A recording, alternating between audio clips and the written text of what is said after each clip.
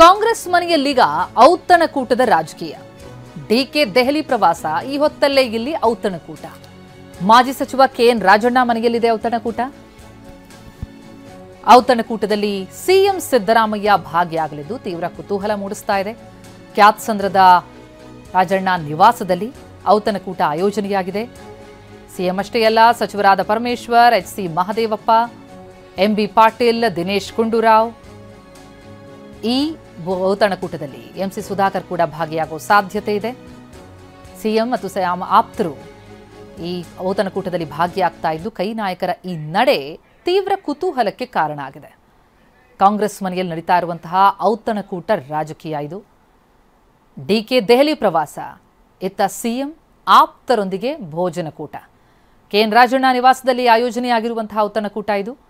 ಮಾಜಿ ಸಚಿವರ ಮನೆಯಲ್ಲಿ ಇರುವ ಈ ಭೋಜನಕೂಟಕ್ಕೆ ಸಿದ್ದರಾಮಯ್ಯ ಭಾಗಿಯಾಗ್ತಿದ್ದಾರೆ. ಜೊತೆಗೆ ಸಿಎಂ ಆಪ್ತ ಸಚಿವರುಗಳು ಕೂಡ ಕ್ಯಾತ್ಸಂದ್ರದ ನಿವಾಸದಲ್ಲಿ ಸೇರಲಿದ್ದಾರೆ. ಯಾವೆಲ್ಲ ವಿಚಾರಗಳ ಬಗ್ಗೆ ಇಲ್ಲಿ ಚರ್ಚೆಯಾಗತ್ತೆ? ತೀವ್ರ ಕುತೂಹಲ ಇದೆ. ಸಚಿವರಾದ ಪರಮೇಶ್ವರ್, ಮಹದೇವಪ್ಪ, ದಿನೇಶ್ ಗುಂಡೂರಾವ್, ಎಂ.ಬಿ. ಪಾಟೀಲ್, ಎಂ.ಸಿ. ಸುಧಾಕರ್ ಕೂಡ ಈ ಔತಣಕೂಟದಲ್ಲಿ ಭಾಗಿಯಾಗುವ ಸಾಧ್ಯತೆಗಳು ಕಂಡುಬರ್ತಾ ಇದೆ. ಕಾಂಗ್ರೆಸ್ ಮನೆಯಲ್ಲೀಗ ಪವರ್ ಶೇರಿಂಗ್ ವಿಚಾರ ಬಹಳ ದೊಡ್ಡ ಮಟ್ಟಿಗೆ ಚರ್ಚೆಯಾಗ್ತಾ ಇದ್ದು, ನವೆಂಬರ್ ಕ್ರಾಂತಿ ಅಂತ ಕ್ರಾಂತಿ ಬಗ್ಗೆ ಕಾಂಗ್ರೆಸ್ ನಾಯಕರುಗಳೇ ಮಾತನಾಡ್ತಾ ಇದ್ರು. ಇಂಥ ಸಂದರ್ಭದಲ್ಲಿ ಒಂದು ಕಡೆ ಡಿಸಿಎಂ ದೆಹಲಿ ಪ್ರವಾಸ ಆದರೆ ಮತ್ತೊಂದೆಡೆ ಸಿಎಂ ಆಪ್ತರೆಲ್ಲ ಸೇರಿಕೊಂಡು ಭೋಜನಕೂಟ ನೆರವೇರಿಸ್ತಾ ಇರೋದು. ಏನು ಚರ್ಚೆಯಾಗತ್ತೆ? ಮುಂದಿನ ಹೆಜ್ಜೆ ಏನಿರುತ್ತೆ? ನಿಜಕ್ಕೂ ಇಲ್ಲಿ ಬದಲಾವಣೆಯಾಗತ್ತಾ? ಕುರ್ಚಿ ಬದಲಾವಣೆಯಾಗತ್ತಾ? ಇಂಥದ್ದೊಂದು ಹತ್ತಾರು ಪ್ರಶ್ನೆಗಳನ್ನು ಹುಟ್ಟುಹಾಕ್ತಾ ಇದೆ. ಈ ಬಗ್ಗೆ ಇನ್ನಷ್ಟು ಡೀಟೇಲ್ಸ್ ಕೊಡ್ತಾರೆ ನಮ್ಮ ಪ್ರತಿನಿಧಿ ಪ್ರಸನ್ನ. ಈಗ ಸಂಪರ್ಕದಲ್ಲಿದ್ದಾರೆ. ಪ್ರಸನ್ನ, ಕಾಂಗ್ರೆಸ್ ಮನೆಯಲ್ಲೀಗ ಔತಣಕೂಟದ ರಾಜಕೀಯ ಮನೆ ಮಾಡಿರುವಂಥದ್ದು. ಒಂದು ಕಡೆ ಡಿಸಿಎಂ ದೆಹಲಿ ಪ್ರವಾಸ ನೋಡ್ತಾ ಇದೀವಿ, ಈ ಕಡೆ ಸಿಎಂ ಆಪ್ತರ ಜೊತೆಗೆ ಈ ರೀತಿಯಲ್ಲಿ ಔತಣಕೂಟದಲ್ಲಿ ಭಾಗಿಯಾಗೋದನ್ನು ನೋಡ್ತಾ ಹೋದ್ರೆ ಇನ್ನೂ ಕೂಡ ಈ ಪವರ್ ಶೇರಿಂಗ್ ಅನ್ನುವಂತಹ ಚರ್ಚೆ, ಅದಕ್ಕೆ ಸಂಬಂಧಪಟ್ಟಂತಹ ಪೂರಕ ಬೆಳವಣಿಗೆಗಳು ನಿಂತಿಲ್ಲ ಅನ್ನೋದು ಸ್ಪಷ್ಟ ಆಗತ್ತೆ ಅಂತ. ಹೌದು ಪ್ರತಿಮಾ, ಕಾಂಗ್ರೆಸ್ನಲ್ಲಿ ಪವರ್ ಶೇರಿಂಗ್ ವಿಚಾರ ದಿನದಿಂದ ದಿನಕ್ಕೆ ಬೇರೆ ಬೇರೆ ರೀತಿಯ ಸ್ವರೂಪವನ್ನ ಪಡೆದುಕೊಳ್ತಾ ಇದೆ. ಅದರಲ್ಲೂ ಕೂಡ ಸಿದ್ದರಾಮಯ್ಯನವರು ತಮ್ಮ ತಂತ್ರಗಾರಿಕೆಯ ಭಾಗವಾಗಿ ಒಂದಷ್ಟು ಆಪ್ತ ಶಾಸಕರನ್ನ, ಮಾಜಿ ಸಚಿವರನ್ನ ವಿಶ್ವಾಸಕ್ಕೆ ತೆಗೆದುಕೊಳ್ಳುವಂತ ನಿರಂತರ ಪ್ರಯತ್ನದಲ್ಲಿ ತೊಡಗಿದ್ದಾರೆ. ಹೇಳಿ ಕೇಳಿ ಕೆಎನ್ ರಾಜಣ್ಣ ಅವರು ಸಿದ್ದರಾಮಯ್ಯನವರ ಒಂದು ರೀತಿಯ ಮುಖವಾಣಿಯ ತರ ಕೆಲಸ ಮಾಡಿದವರು. ಸರ್ಕಾರ ಬಂದಾಗ್ಲಿಂದ ಅವರು ಸಚಿವರಾಗಿ ಇದ್ದ ದಿನದ ತನಕವೂ ಕೂಡ ರಾಜಣ್ಣ ಅವರು ಒಂದು ಮಾತನ್ನ ಹೇಳಿದ್ದಾರೆ ಅಂದ್ರೆ ಅದು ಪರೋಕ್ಷವಾಗಿ ಸಿದ್ದರಾಮಯ್ಯನವರೇ ಹೇಳಿದ ರೀತಿಯಲ್ಲಿ ಎಲ್ಲರೂ ಕೂಡ ಭಾವಿಸ್ತಾ ಇದ್ರು. ಇದೀಗ ಆಗಿದ್ದಂತಹ ರಾಜಣ್ಣ ಅವರು ಮಾಜಿ ಸಚಿವರಾದ ಬಳಿಕ ಇದು ಸಿದ್ದರಾಮಯ್ಯನವರು ರಾಜಣ್ಣ ಅವರ ನಿವಾಸದಲ್ಲಿ ಭಾಗಿಯಾಗ್ತಾ ಇರುವಂತಹ ಮೊಟ್ಟ ಮೊದಲನೇ ಭೋಜನಕೂಟ. ಮತ್ತು ಇವತ್ತು ಮಧ್ಯಾಹ್ನ ಎಲ್ಲ ಒತ್ತಡಗಳ ನಡುವೆಯೂ ಕೂಡ ರಾಜಣ್ಣ ಅವರ ನಿವಾಸಕ್ಕೆ ಮುಖ್ಯಮಂತ್ರಿ ಸಿದ್ದರಾಮಯ್ಯನವರು ಭೇಟಿ ಕೊಡ್ತಾ ಇದ್ದಾರೆ. ಅಲ್ಲಿ ಗೃಹ ಸಚಿವ ಪರಮೇಶ್ವರ್ ಅವರು ಇರ್ತಾರೆ. ಉಳಿದಂತಹ ತುಮಕೂರಿನ ಕೆಲವು ಶಾಸಕರು ಕೂಡ ಇವತ್ತಿನ ರಾಜಣ್ಣ ಅವರ ಔತಣಕೂಟದಲ್ಲಿ ಭಾಗಿಯಾಗುವಂತಹ ಸಾಧ್ಯತೆಗಳಿದ್ದಾವೆ. ಆ ಸಂದರ್ಭದಲ್ಲಿ ಸದ್ಯದ ರಾಜಕೀಯ ಪರಿಸ್ಥಿತಿಗಳ ಬೆಳವಣಿಗೆಯ ದೃಷ್ಟಿಯಿಂದ ಏನ್ ಚರ್ಚೆ ಆಗುತ್ತೆ ಅನ್ನುವಂಥ ಸಾಕಷ್ಟು ಮಹತ್ವವನ್ನ ಪಡೆದುಕೊಳ್ತಾ ಇದೆ. ಹೇಳಿ ಕೇಳಿ ಕೆಎನ್ ರಾಜಣ್ಣ ಅವರು ಡಿ.ಕೆ. ಶಿವಕುಮಾರ್ ಅವರನ್ನ ಬಹಿರಂಗವಾಗಿ ವಿರೋಧಿಸಿಕೊಂಡು ಬಂದವರು. ಡಿ.ಕೆ. ಶಿವಕುಮಾರ್ ಅವರ ತಂತ್ರಗಾರಿಕೆಯನ್ನ ವಿರುದ್ಧವಾಗಿ ತಾವು ಒಂದಷ್ಟು ಸ್ಟ್ರಾಟಜಿಗಳನ್ನು ಕೂಡ ಮಾಡಿ ಸಿದ್ದರಾಮಯ್ಯನವರಿಗೆ ಶಕ್ತಿ ತುಂಬಿದಂತವರು. ಅಂತವರು ಇಂತಹ ಒಂದು ಸಂಕ್ರಮಣದ ಕಾಲದಲ್ಲಿ ಅಥವಾ ರಾಜಕೀಯ ಗೊಂದಲಗಳು ತಾರಕಕ್ಕೆ ಏರುವಂತಹ ಇಂತಹ ಸಂದರ್ಭದಲ್ಲಿ ಸಿದ್ದರಾಮಯ್ಯನವರಿಗೆ ಔತಣಕೂಟವನ್ನ ಆಯೋಜನೆ ಮಾಡಿರುವಂತದ್ದು ಸಾಕಷ್ಟು ಗಮನವನ್ನ ಸೆಳೀತಾ ಇದೆ. ಮತ್ತು ಅಲ್ಲಿ ಎಷ್ಟು ಮಂದಿ ಶಾಸಕರು ಭಾಗಿಯಾಗ್ತಾರೆ ಅನ್ನೋದು ಕೂಡ ಸಾಕಷ್ಟು ಚರ್ಚೆಗೆ ಗ್ರಾಸವಾಗ್ತಾ ಇದೆ.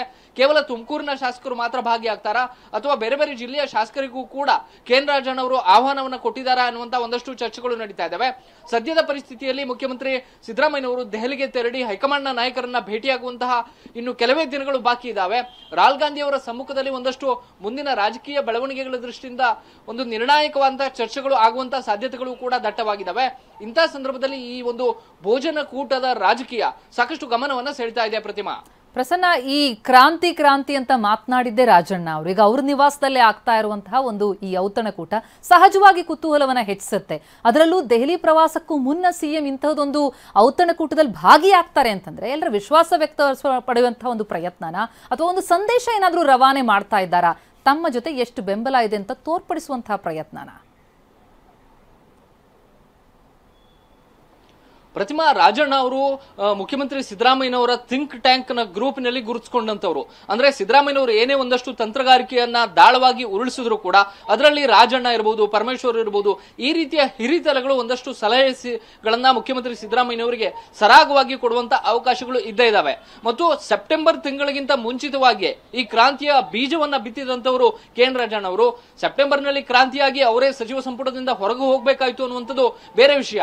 ಆದ್ರೆ ಈ ಕ್ರಾಂತಿಯ ಒಂದಷ್ಟು ಬೆಳವಣಿಗೆಗಳ ಬಗ್ಗೆ ಒಂದಷ್ಟು ಹಿಂಟ್ ಅನ್ನ ಕೊಟ್ಟಂತದ್ದು, ನೇರವಾಗಿ ಹೈಕಮಾಂಡ್ ಕೂಡ ಎದುರು ಹಾಕಿಕೊಂಡು ಸಿದ್ದರಾಮಯ್ಯನವರು ಮುಂದುವರಿಬೇಕು, ಅವರೇ 5 ವರ್ಷ ಮುಖ್ಯಮಂತ್ರಿ ಆಗಿರ್ಬೇಕು ಅಂತ ಹೇಳಿ ಗಟ್ಟಿ ಧ್ವನಿಯಲ್ಲಿ ಮಾತನಾಡಿದಂತವರು ಕೆ.ಎನ್. ರಾಜಣ್ಣ.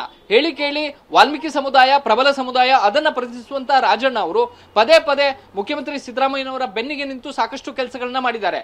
ಇದೀಗ ಸಚಿವ ಸಂಪುಟ ಪುನರ್ರಚನೆಯ ಸಂದರ್ಭ, ನಾಯಕತ್ವ ಬದಲಾವಣೆಯ ಒಂದಷ್ಟು ಚರ್ಚೆ ಮತ್ತು ಕೆಪಿಸಿ ಅಧ್ಯಕ್ಷರ ಬದಲಾವಣೆಯ ವಿಚಾರ, ಈ ಎಲ್ಲ ವಿಚಾರಗಳು ಬಂದಾಗ ಕೆ.ಎನ್. ರಾಜಣ್ಣವರು ಅತ್ಯಂತ ಗಟ್ಟಿ ಧ್ವನಿಯಲ್ಲಿ ತಮ್ಮ ಅಹವಾಲುಗಳನ್ನ ಹೈಕಮಾಂಡ್ ಮುಂದೆ ಇಟ್ಟಿದ್ದಾರೆ, ರಾಜ್ಯದ ಜನರ ಮುಂದೆ ಇಟ್ಟಿದ್ದಾರೆ. ಇದೀಗ ಸಿದ್ದರಾಮಯ್ಯನವರು ಅದೇ ರಾಜಣ್ಣ ಅವರ ನಿವಾಸದಲ್ಲಿ ನಡೆಸ್ತಾ ಇರುವಂತಹ ಔತಣಕೂಟ ಏನಿದೆ, ಇದು ಮುಂದಿನ ತಂತ್ರಗಾರಿಕೆಯ ಒಂದು ಭಾಗ ಅಂತಲೇ ಹೇಳಲಾಗ್ತಾ ಇದೆ. ಅಂದ್ರೆ ಪರೋಕ್ಷವಾಗಿ ಕೆ.ಎನ್. ರಾಜಣ್ಣ ಅವರನ್ನ ಹೈಕಮಾಂಡ್ ಒಂದು ಒತ್ತಡದ ಮೇಲೆ ಅವ್ರನ್ನ ಸಂಪುಟದಿಂದ ಹೊರಗೆ ಇಡಬೇಕಂತ ಸಂದರ್ಭ ಬಂದಾಗ್ಲೂ ಕೂಡ ಸಿದ್ದರಾಮಯ್ಯನವರು ಒಂದಷ್ಟು ಪ್ರಯತ್ನಗಳನ್ನ ಮಾಡಿ ರಾಜಣ್ಣ ಅವರನ್ನ ಉಳಿಸ್ಕೊಳ್ಬಹುದಾ ಅಂತ ಆಲೋಚನೆ ಮಾಡಿದ್ರು. ಆದ್ರೆ ಅದಾದ ಬಳಿಕದ ಬೆಳವಣಿಗೆಗಳನ್ನ ನಾವು ಗಮನಿಸಿದೀವಿ. ಇವತ್ತು ನಾಯಕತ್ವ ಬದಲಾವಣೆ ವಿಚಾರ ಮತ್ತೆ ಮುನ್ನೆಲೆಗೆ ಬಂದಿರುವಾಗ ಎಲ್ಲೋ ಒಂದ್ ಕಡೆ ನವೆಂಬರ್ ನಲ್ಲಿ ಬಹುದೊಡ್ಡ ಕ್ರಾಂತಿ ಆಗುತ್ತೆ ಅಂತ ಹೇಳಿ ಎಲ್ಲರೂ ಕೂಡ ಕಣ್ಣಲ್ಲಿ ಕಣ್ಣು ನೆಟ್ಟು ಕಾಯ್ತಿರುವಾಗ ರಾಜಣ್ಣ ಅವರ ನಿವಾಸದಲ್ಲಿ ನಡೆಯುವಂತಹ ಈ ಭೋಜನಕೂಟ ಒಂದು ತಂತ್ರಗಾರಿಕೆಯ ಭಾಗ ಅಂತಲೇ ವಿಶ್ಲೇಷಣೆಯನ್ನ ಮಾಡಲಾಗ್ತಾ ಇದೆ. ಜೊತೆಗೆ ತಮ್ಮ ಜೊತೆಗೆ ಇರುವಂತಹ ಆಪ್ತರನ್ನ ನಾನು ಕೈ ಬಿಟ್ಟಿಲ್ಲ ಅನ್ನುವಂತಹ ಮೆಸೇಜ್ ಅನ್ನು ಕೂಡ ಸಿದ್ದರಾಮಯ್ಯನವರು ಪಾಸ್ ಮಾಡೋದಕ್ಕೆ ಹೊರಟಂತೆ ಕಾಣ್ತಾ ಇದೆ. ಸಹಜವಾಗಿ ಎಲ್ಲೆಲ್ಲಿ ಜಿಲ್ಲೆಗಳಲ್ಲಿ ಈ ರೀತಿಯ ಸರ್ಕಾರಿ ಕಾರ್ಯಕ್ರಮಗಳು ಇರ್ತಾವೆ ಅಲ್ಲಿ ಹೋದಾಗ್ಲೆಲ್ಲ ಮುಖ್ಯಮಂತ್ರಿಗಳು ಆಯಾಯ ಭಾಗದ ಸಂಪರ್ಕದಲ್ಲಿ ಇನ್ನಷ್ಟು ಡೀಟೇಲ್ಸ್ ಪಡಿತಾ ಹೋಗ್ತೀನಿ.